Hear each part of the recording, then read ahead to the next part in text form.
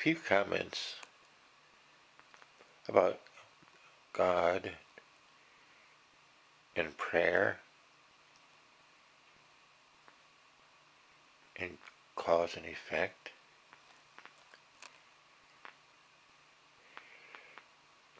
You know, people say that God is all-powerful, omniscient, omnipresent, even responsible for all things. That God will take care of things.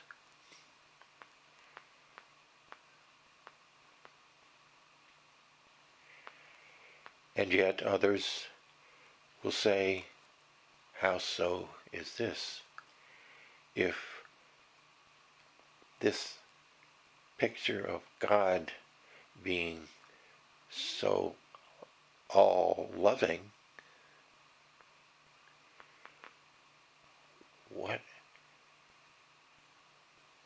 why the suffering? 106 million Chinese are dying from air pollution every year. Think of the millions a month, and around the world, the suffering, the starvation, the abuse, the mayhem, the murder, the wars, the vast and deep expanse of justices that are happening to people who don't deserve it. Some would say they do deserve it. How could a God do such a thing? Allow such a thing? Think of it. If you were God, and you were such a loving, and you were all-powerful, would you even tolerate this for a second? If people were ignorant, why couldn't you make them cognizant of what they were doing, how they were feeling, what kind of mayhem? This is a consideration. If you have a concept of something and that concept doesn't encompass all of reality, maybe you need to change your concept. If your concept is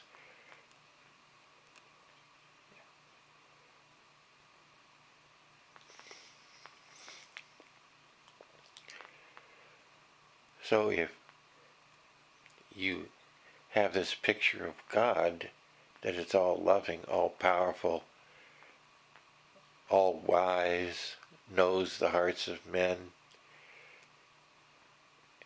can move mountains, yeah, so why doesn't he? Why doesn't he open the hearts of men to themselves so they understand themselves and they're compassionate human beings again? If you don't incorporate all you know into your concept of life or your concept of everything, if you were trying to fly an airplane and it gets off the ground only half the time and you say, well, it flies, oh, the other half of the time, well, I don't know. I can't predict the wind. You see, you're not incorporating everything, and so you'll never learn to fly. How will you ever learn to know God if you don't incorporate everything? Maybe it's not God, maybe it's you.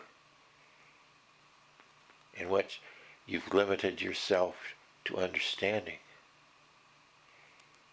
Maybe you would come up with something entirely different. People say we don't know the mind of God. That's why we can't comprehend. Well, that's what's known as a hand-waving argument. in mathematics where you just say, well, it just works out. It's all there. Blah, blah, blah, blah, blah, blah, blah. Well, it's not all there. You haven't put it two and two together yet. I'm not saying there isn't a God. I'm saying your concept needs to incorporate everything. And if you try to do that, you might come to understand in a very different way. And regarding prayer, people say pray for it. But then they say, well, we prayed for healing and it didn't happen and the person died.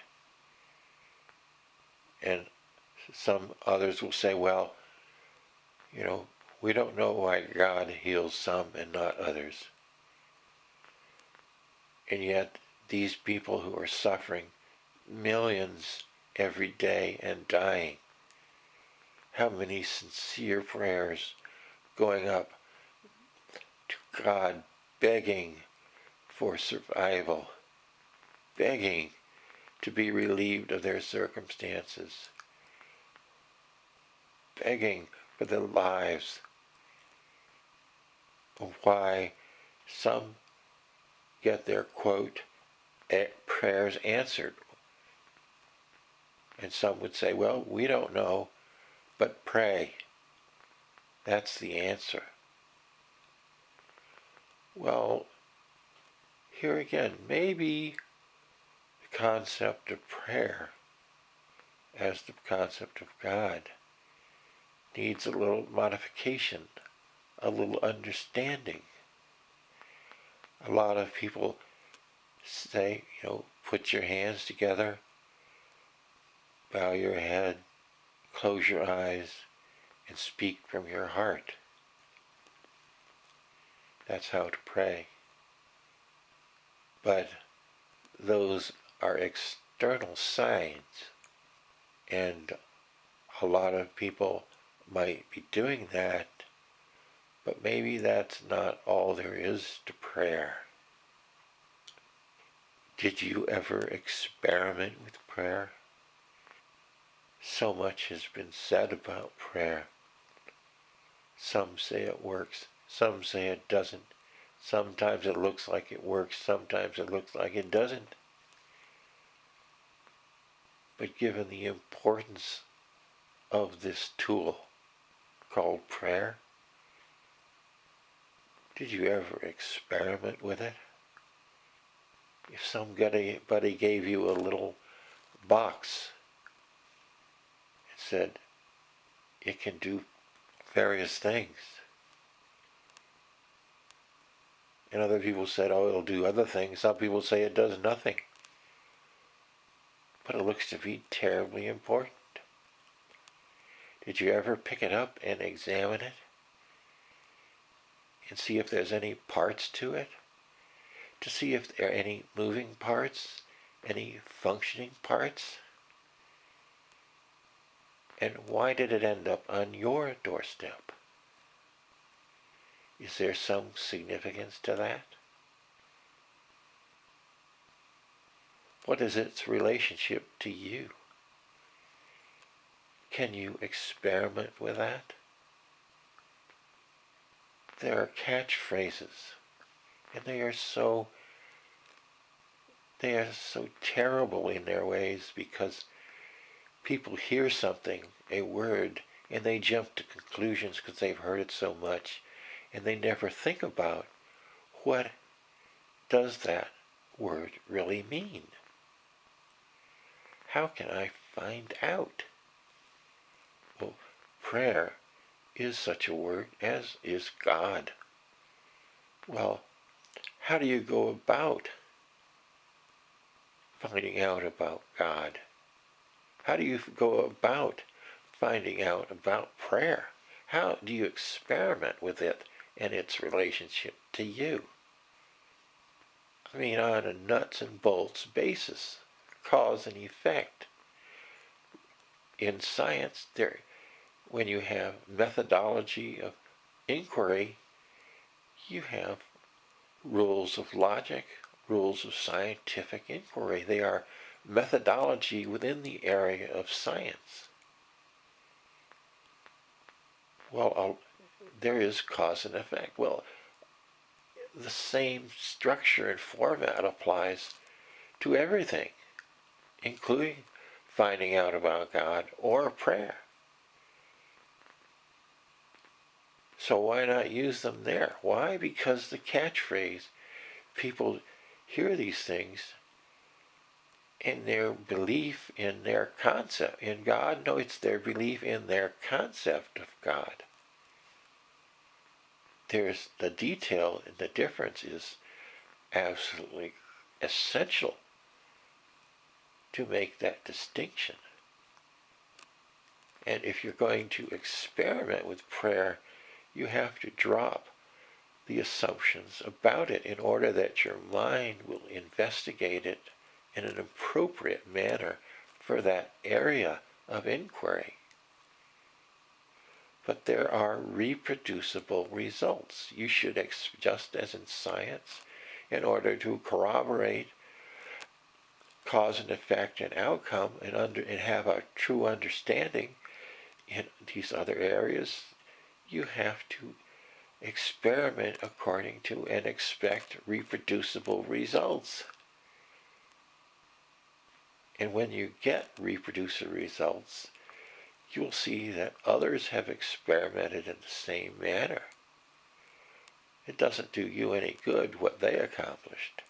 This is something in this area you have to do for yourself. There can be a religion, but it doesn't do you any good, other than suggesting that certain things might be possible. You have to figure it out internally yourself to come to an experiential experience of God. You see, in science, there's the intellect. In experimenting and experiencing God or prayer, it's using your physiology. When you're thinking, you're using your intellect to respond and understand. In this other area, you have to use your physiology to experience. If you want to come to an understanding,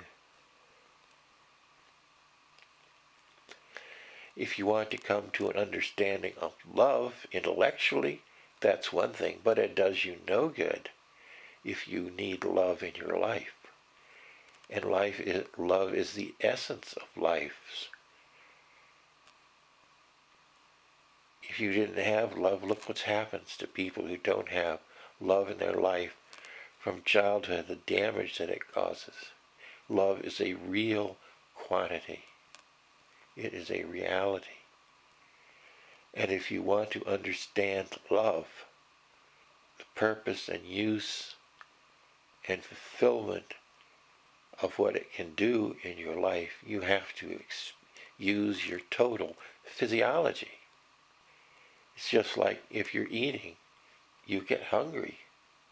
So you eat certain foods, you chew them up, you digest them, you allow the nutrients to flow throughout your body. This is your total physiology. Has to be involved. If you looked at a nutritional scientific analysis of the meal you were about to eat, and if you didn't eat the meal, that intellectual analysis would do absolutely no good, except maybe it leads you to a good restaurant. And you'd still have to eat getting there in order to physiologically understand that meal. To physiologically understand love, you have to become that physiological response. And that's one difference between the intellect and this other area With the intellect, you use certain functions, and with this other area, you use your appropriate physiological response. And if you want to understand prayer, you have to understand it physiologically. And you have to experiment physiologically till you come to an understanding of how it works. If you think that people pray, you see somebody and they look devout, they sound devout, their eyes are closed, they're praying, their tears streaming down their cheeks. Good intentions don't cut it physiologically.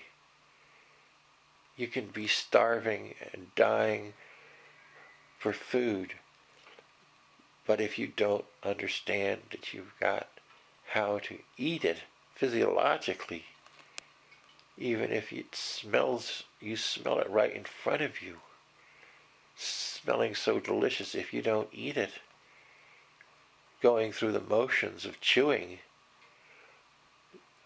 doesn't put the food in your stomach. And people use prayer, external accoutrements of prayer, instead of the necessary physiological response and conditioned. If you want to eat, you have to be in a condition of hunger. So if you want to understand physiological response, it's like ballet or athletics. You have to develop an ability to respond. And these methods have been developed over centuries and centuries. But there is a saying that many want to enter, but few find the path. Because people think they know. They have a catchphrase, they have assumptions, they ignore the inconsistencies as being blasphemous maybe, or against them personally or their religion.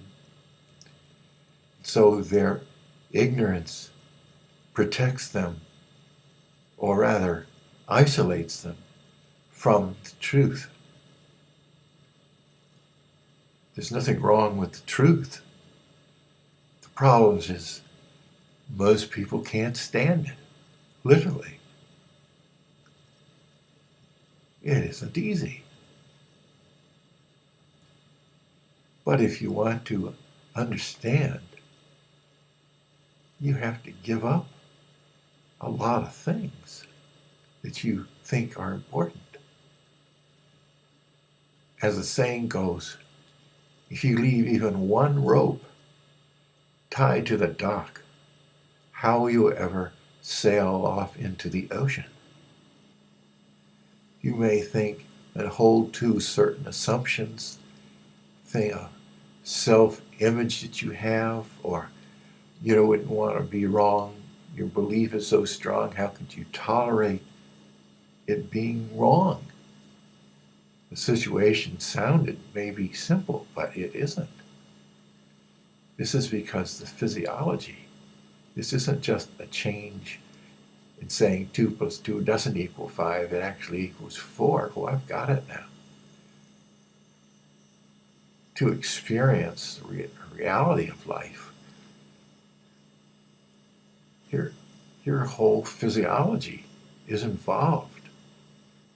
And there is no protection from experiencing reality. If you want to experience reality, you're just there by yourself with reality. And just, if you can't stand seeing, then you will never see. And it's nobody's fault but yours.